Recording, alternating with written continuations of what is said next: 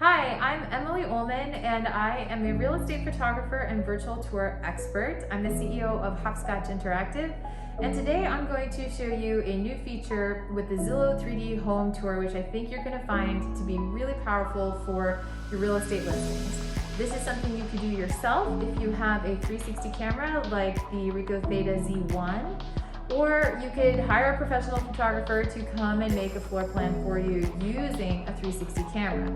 To get started, what I'm going to do is I'm going to connect my camera with via Wi-Fi to the app.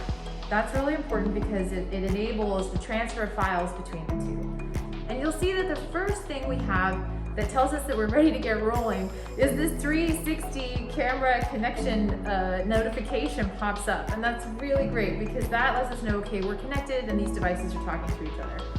Then we're going to go in and choose floor plan and virtual tour or virtual tour.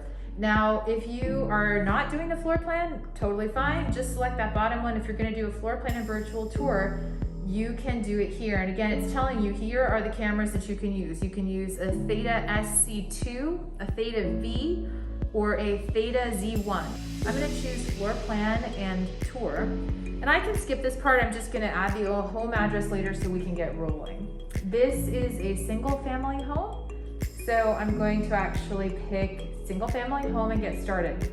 When I originally got into this, the first thing that I thought I needed to do was to use the QR code or a blank sheet of paper to create a marker in the tour as my floor plan calibration point.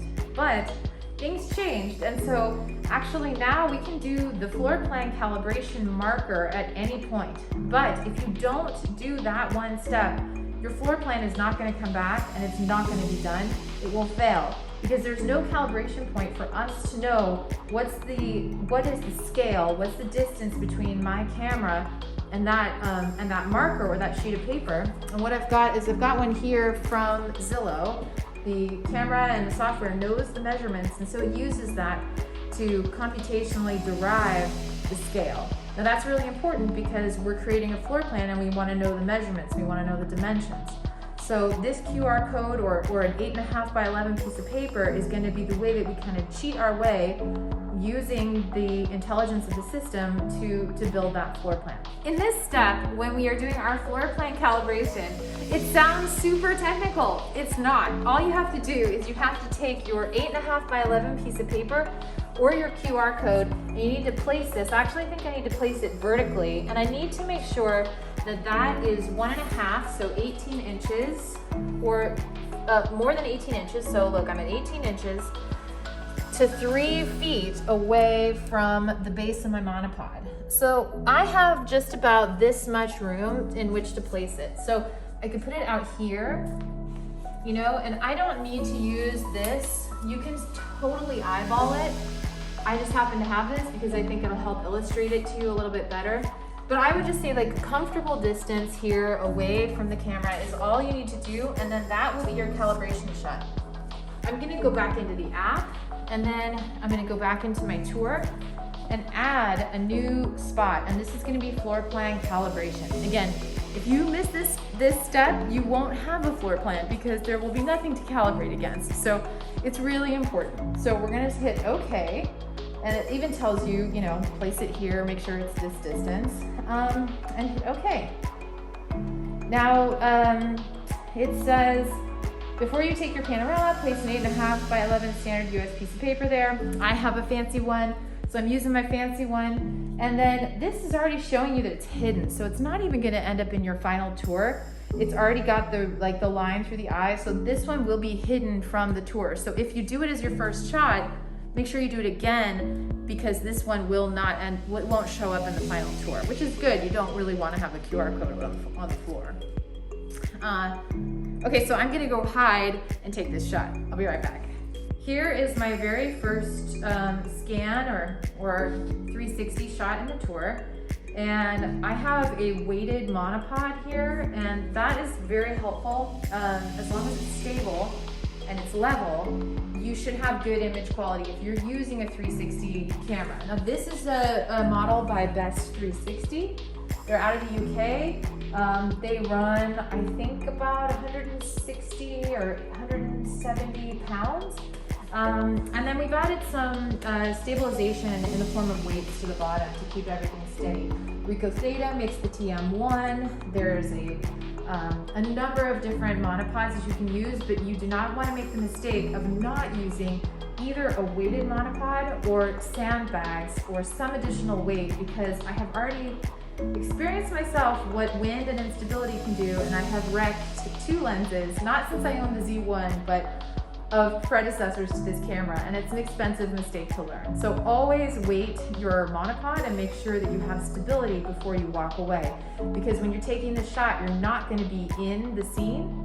That means that you're going to want to have confidence that you can walk away and not be afraid that your camera is going to get knocked over or fall over in the wind, or basically, like, all it takes is once and then the lens is wrecked because it's a convex lens. So anyway, better to be safe and to know that you are working with good gear than to make the mistake and have to try and get it repaired. What we're going to do here is we're going to take our first shot. So I like to call this one the foyer. And so what I'm going to do is I'm going to fire up my foyer shot, and I'm operating this just on my iPhone. I could use an iPad. I could use, those 2 handheld devices. They work like a remote control, and then it makes it really easy to operate the camera. So let's just get going on this and take the first shot. I'm gonna hide around the corner so that I don't end up in it, and then this will be my very first shot on the tour. I'm all done with the technical part. Like, that was the hard part. So now we're just gonna go back in, resume the previous tour, and you can see that that spot is, that 360 is uploading. We've got the foyer, we've got the floor plan calibration shot. It's getting that data coming over from the device onto my phone. And now I'm just gonna go like I regularly would and do a tour. So if you haven't done one before, what you need to do is you need to then just pick up your monopod, hide this guy or hide your sheet of paper, and then just basically find a path of travel that will be the right path of travel for you to navigate through the space. And don't overdo it with too many 360s. I would say less is more when you're doing a Zillow tour, but we are calibrating to make a floor plan. So I do want to put this in front of any new entrance to a space that I want to capture. So if I want to go capture the storage area, then I'm gonna take a shot in front of the storage area, one inside of it, but probably not multiple shots inside the storage area. More data is good, but more data also makes a weird tour. So we're looking for that sweet spot between lots of 360s and just enough to make sure that we get a good tour, because we have 2 things we're trying to accomplish: floor plan that looks accurate and a good tour. Okay, so on to the next spot. You can see that the height of this is right at my shoulder.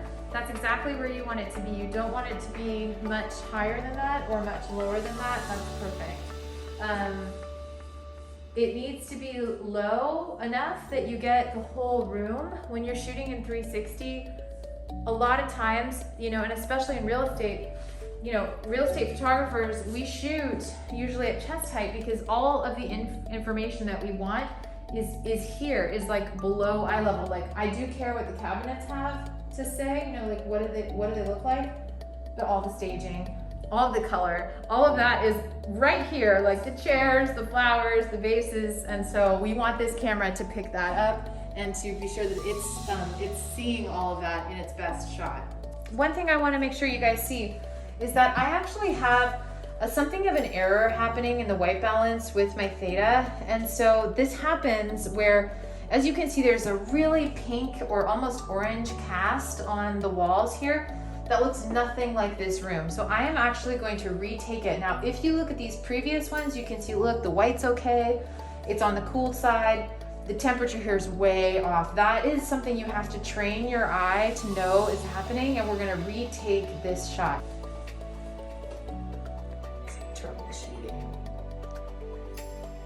Is there anything else you can do to affect the white balance? Absolutely not. Now look, that one, just fine. It's a known bug, but that one is fine. And the one we just took, before we retook it was totally whack. So I don't know how else to fix it other than to see it with my eyes and go, oh wait, I need to retake that shot. But that is a mistake that people make when they're using this for the first time, especially because you're kind of leaving a lot to the autopilot of the tour creation. So right here, we're gonna do one here, which is in the hallway, and that'll take us into this room and the bedroom. Do you think that this takes shots faster than the Matterport? Oh yeah, it does. The shots are only doing the panorama, so it doesn't have to also capture the same amount of data. And so a rotation on the Matterport, if you're using the Pro 2, can be anywhere from, let's say 20 to 25 seconds, usually depending on the processing speed of your capture device. You know, it can be really fast, but if you're using a Pro 1, it can be 44 seconds, 45 seconds. And if you're using the Theta as your capture device for Matterport, it's the same speed, but I am going, you know, faster anyway using this because the reason I'm going faster using this is because I'm only concerned with panoramas. I'm not paying attention to any alignment whatsoever. That's really not something I need to take into consideration. And so when I'm doing this tour, it's wherever I think the natural next spot for the pano is. And with Matterport, I actually need to pay attention because I need it to align. And if it doesn't align, then it costs me even more time because sometimes you have to, you know, retake it, you have to figure out what went wrong, you have to restart your app, so it's a lot faster. It's more like a sprint versus Matterport is good for a marathon because Yeah. it can last like 10 hours or whatever. 10 hours, exactly. Maybe it overheated? It says 44%, so we're gonna have to boogie to get through this.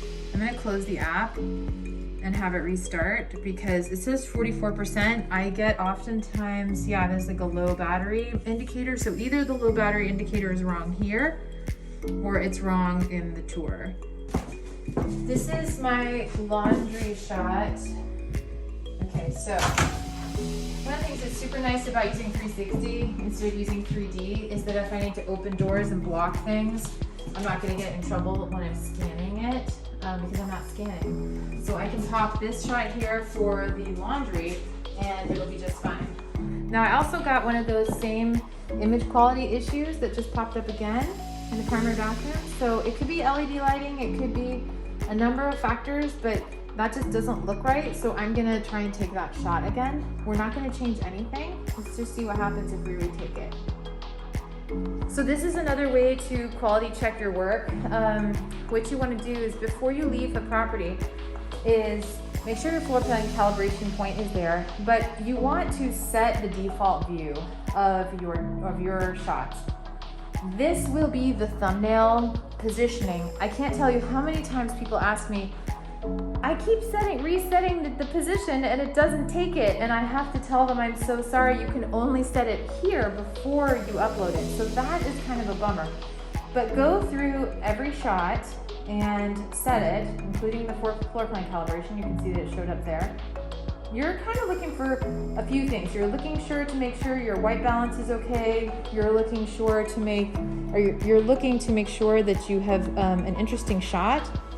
For the kitchen, for example, an interesting opening shot, and you're looking for that yellow or orangey off balance in the color, because that is a big issue. So, but I'm making sure that I have the all the images that I need and that something doesn't need to be retaken. So those are kind of the main things that I'm looking for.